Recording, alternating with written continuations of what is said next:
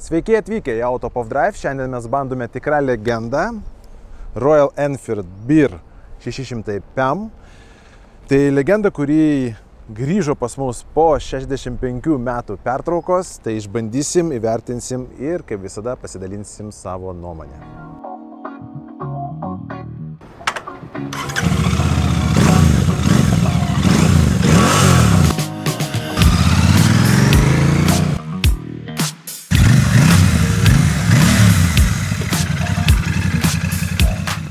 1960 metai, Kalifornija, Mojave dykuma. Eddie Mulder, 16-metis, su motociklu Royal Enfield Fury dalyvauja lenktynėse, kurie pačios vieni iš pačių sudėtingiausių pasaulyje. Tai dalyvauja 800 skirtingų motociklininkų ir finišą pasiekė tik tai 197 motociklininkai. Ir tarp jų, aišku, Eddie. Lenktynėse jis nukrenta, Eddie Mulderis nukrenta, sulanksto vairą, sulaužo amortizatorius, sugadina savo motociklą, bet jam pavyksta motociklą sutaisyti. Jis pavargęs, išsekęs, važiuoja toliau su Royal Enfield, pasiekia finišą ir negali patikėti. Jis užima pirmą vietą. Tai po tokių lenktynių, po tokio 16-mečio šoko, kaip čia jam pavyko, Royal Enfield Fury motociklas tapo legenda, žinomas visame pasaulyje. Ir pagal tą legendą yra kūriamas šiais metais Royal Enfield Beer 600 PEM. Norint pagerti Eddie Mulder pasiekimus, šį motociklą galima užsakyti su specialiu dažymu. Čia mes matysim 249 numerį, tai būtent Eddie Mulder numeris. Ir jo dažymas bus būtent tokio retro lenktynių stiliaus. Tai jeigu tikrai norit pajusti visą tą dvasią, tai galima ne tik tai tą spalvą pasirinkti, bet būtent Eddie Mulder spalvą. Motociklas atrodo, aišku, kaip retro, bet jis labai šiuolaikiškas. Priekyje didelis LED žibintas. Čia TFT ekranas ir pažiūrėkit, ką mes turim čia. Ogi Type-C USB jungtis. LED posūkio signalai, 19 colių ratlankis, variklis orų aušinamas, 600 PEM CC, 47 arklių galių, 6 pakopų pavarų dėžė su slinkstančia sankaba, tai tikrai naujokams ypač patiks. Variklis labai gudriai sugalvotas. Šiaip standartinis Royal Enfield variklis, tai čia daugiau Nm sukimo momentas, kas sudaro beveik PEM 6, PEM 7 Nm. Tikrai jaučiasi, tai yra daugiau negu standartiniuose Royal Enfield motociklose, net su to pačiu varikliu. Nes ką mes čia matom? Matot, vienas duslintuvas eina iš 2 cilindrų į vieną. Dėl to Royal Enfieldas sugebėjo padidinti sukimo momentą čia. Ir kaip matot, gan aukštai eina duslintuvas, tai jeigu kokio nors bala, tai vanduo čia jau nepateks. Gale mes turim 17 colių ratlankį ratą, retro sėdynė, visas baikas metalinis, tvirtas, fainas, tikras retro skrambleris. Labai patinka man galinis žibintas, toks retro, apvalus, nors ir ledas, bet tikrai papildo tą retro dvasią šitam motociklį.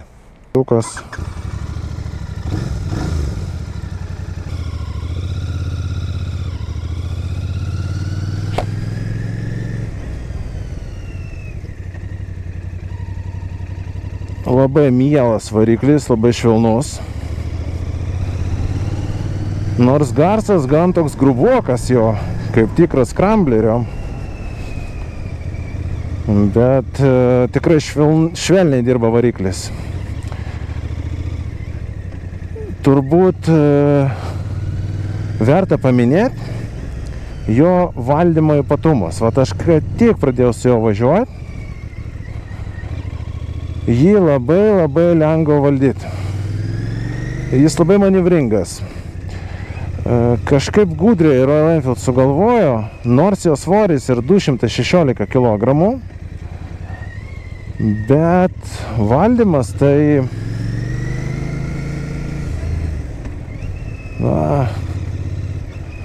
kažkaip nesijaučia to svorio.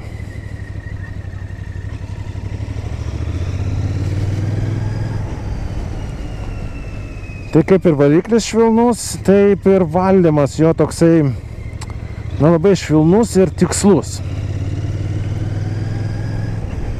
Sėdėsina tai tokio retro stiliaus, kaip,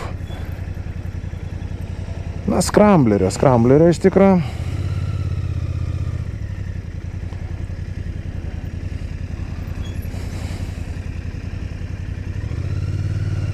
Labai jau BMW kažkaip lėtai važiuoja, sunkiai jiems. O.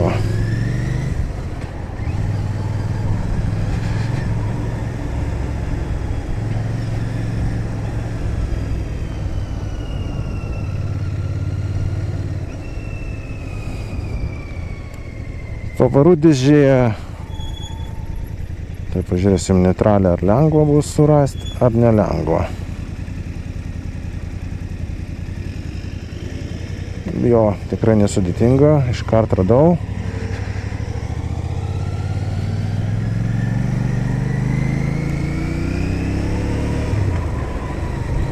Bendrai pavarų dėžė dirba labai tiksliai. Vat aš pas Hondas geras dėžės visada būna ir kiek bandžiau Royal Enfieldų, na, iš dėžių pusės, vat kaip dirba dėžės, niekada nenuvylė.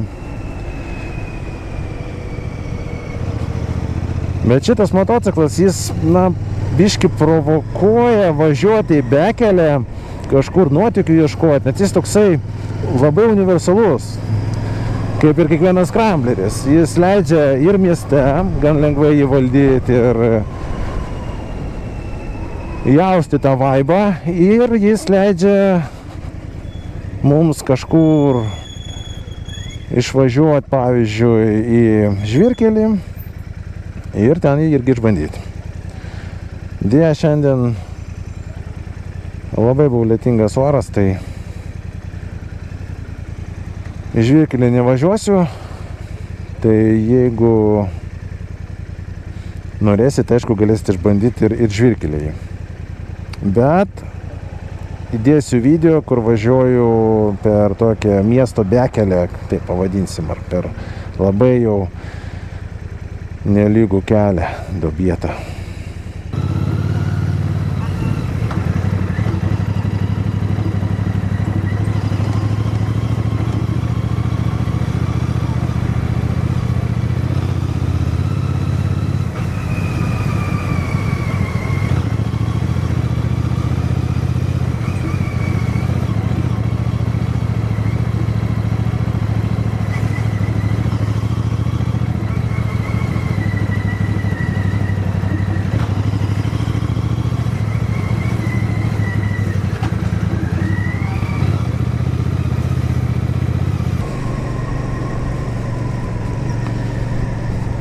Sėdynė gan kitokia ir bendrai jo pakaba nėra labai minkšta. Tai ar yra skramblerių, kur pakabos biški švelnesnės? Manau, kad taip. Nors jinai nėra labai kieta, jinai tokia subalansuota. Bet jeigu ieškot kažko tai labai komfortiško, tai šitas motociklas ne apie tai. Jis sukurtas tam, kad jūs ir į duobę galėtume kokį važiuoti. Ir miesto gatvėmis normaliai jaustis. Ir plus, jeigu kokie greičiai, kad tas valdymas būtų adekvatus. Tai toks, kaip išvaizda universali labai, taip ir pakaba. Gal norėtųsi biškį minkštesnės sėdynės. Nors, kaip ir sakiau, šitas motociklas ne apie komfortą, jis labiau apie tą istoriją. Kaip Eddie Mulder keliavo per tą dykumą, turbūt jis irgi apie komfortą nelabai ir galvoja. Jis galvoja apie jausmus, turėjo tikslą. Na, aišku, šitas motociklas daug komfortiškesnis už Royal Enfield Fury. Bet vis vien, jisai orientuotas labiau tokį greitesnį važiavimą. Ar pakanka šito variklio?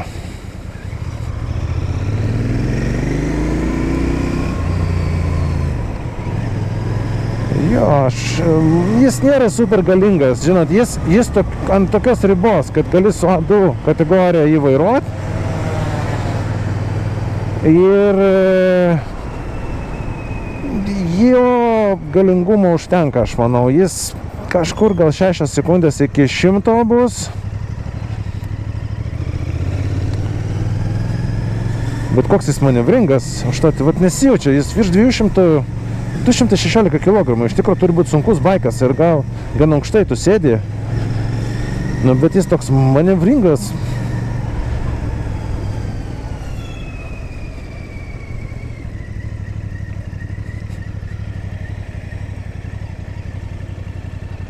Variklis tai bėgiai gan ilgi.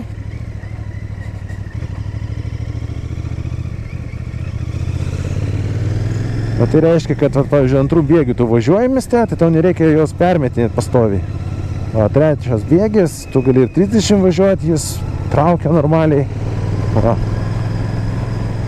Ir daugiau gali važiuoti, tik tai 2,5 apsukų jau kiam važiuoji, tai ilgas pavaras, patogu.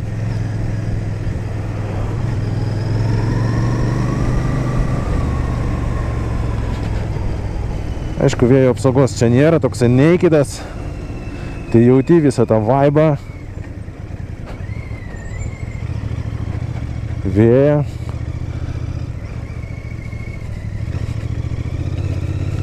Kaip sakoma, gatvių skonį. Nu va, duobėtas biški kelias. Sakau, pakaba nėra super minkšta, bet jinai, na, taip dirba kokybiškai. Vat ką aš galiu pasakyti, gan kokybiškai. Aišku, nereikia jį lyginti su kokiu baiku už 16 000 ten Adventure arba už 20, ten bus pakaba geresnė.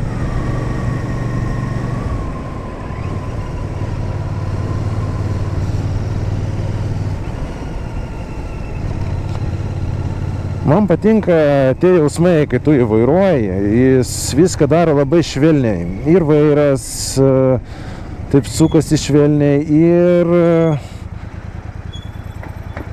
pavaras jungiasi švelniai. Va, pirmą jungiam.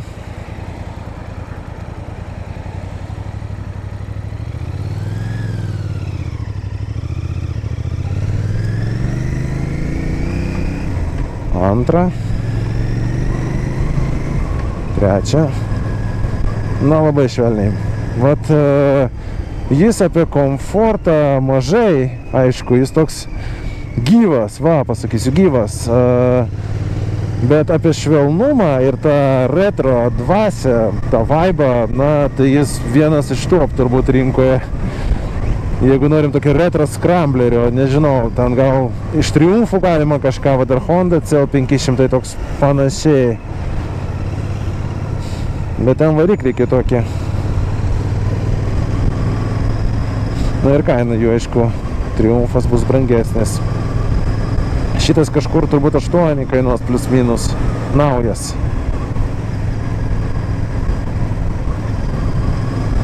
Pabandysim įsibėgėjimą, pažiūrėsim, kaip jis traukia. Pagal galingumą, iškart galiu pasakyti, kad jis važiuos kaip toks galingas automobilis. Gal su sportbaikais nėra ką lyginti, aišku, jis ne apie tai.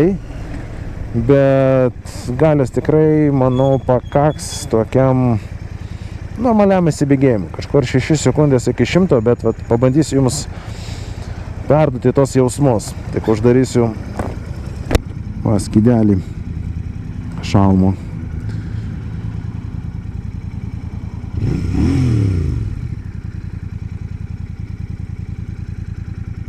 Gražiai atrodo, bakas, tos spalvos, chromas, veidrodėliai.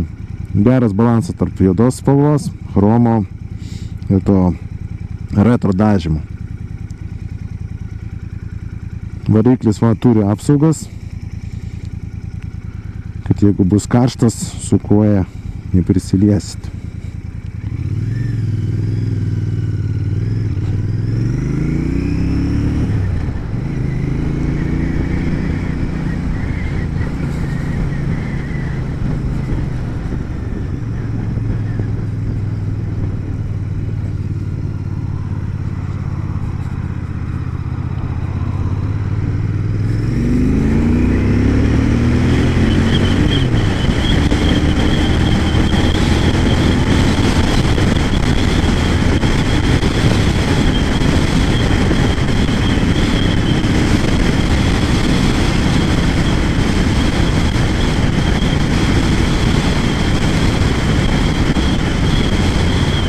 Dar nepripratęs prie motociklo iš tikrųjų, bet toks įsibėgėjimas normalus.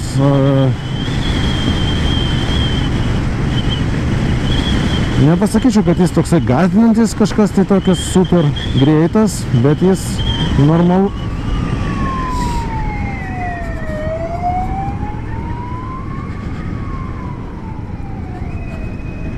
Jau galvoju, mane stabdo.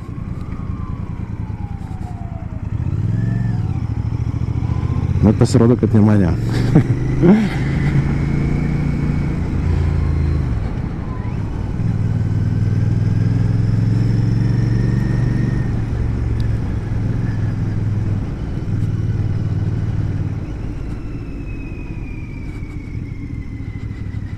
Įdomu, kiek jis suvartoja degalų.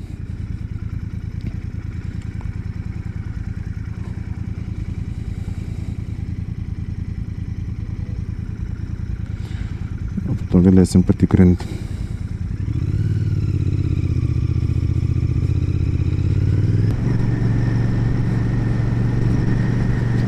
Jeigu taip pagalvot, tik išlaikė teisės, ar šitas motociklas jums tiktų kaip pirmas baikas, aš manau, kad jis puikiai tinka kaip pirmas baikas. Jis nėra super galingas, bet jis fainas. Turi retro dvasią, stilių, nebloga patogia sėdėsena, ergonomika nebloga. Na ir jis lengvai valdomas, švelnus. Tai kaip pirmas baikas puikus pasirinkimas. Aišku, reikia su juo atsargiau. Jis vis dėlto ten ne 500 ar ten kokių 400 cc, jis galingesnis, tas ir svoris jaučiasi, bet kaip pirmas baikas jis tikrai tiks.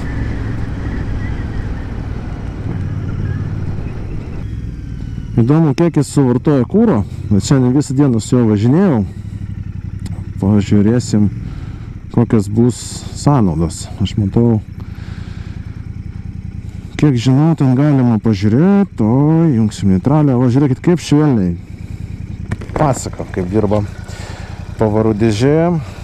Tai pažiūrim. Taip. 19 km litras, beveik 20 km, tai 5 litrai 100 km. Jo. Kažkur 5 litrai. Aš manau, bus mažiau. Nors, žinai, jeigu mieste važinėjai, gal tiek ir bus. Štai ir pasibaigė mūsų bandomasis važiavimas, tai ką galiu pasakyti apie šitą motociklą.